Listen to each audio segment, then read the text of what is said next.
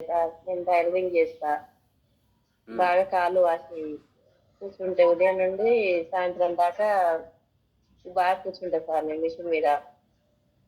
కాళ్ళు బాగా వాసేది, గ్యాస్ బాగుండేది, తలనొప్పి బాగా లేచేది.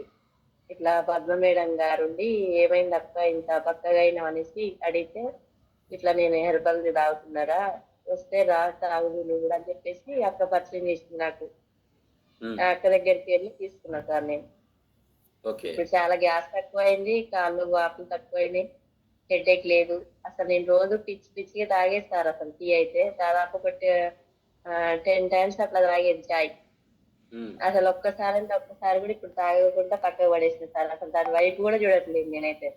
ఎన్నేళ్ళు అవుతుందండి అసలు మీరు మా వచ్చి? పిల్లలు 3 మంత్స్ అవుతుంది సార్. 3 మంత్స్ అవుతుంది.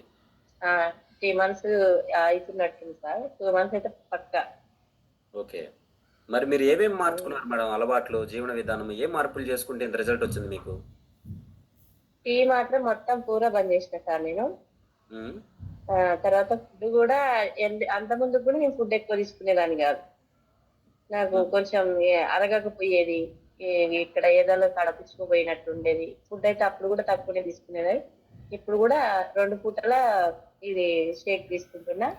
అప్రెస్ 4 సార్లు తీసుకుంటున్నా సార్. ఓ బాగానే సప్లిమెంట్స్ ఉంటుంది యాడ్ సార్. ఇప్పుడైతే చేస్తున్నారు నాకు మరి? హెల్త్ మంచిగా ఉంటుంది. సప్లిమెంట్స్ ఏమేమి ఏం యాడ్ సార్? చేస్తున్నారండి? సప్లిమెంట్స్ అంటే ఏంటి సార్, నాకు తెలియదు సార్, అంటే చెప్పండి కొంచెం. అంటే మీకు సప్లిమెంట్స్ అంటే టాబ్లెట్ రూపంలో ఉంటాయి కదా నేను వేసుకునేవి? ఇంకా అవేం టాబ్లెట్ ఇంకా యాడ్ చేసుకోలేదా? ఏం తీసుకోవట్లేదు.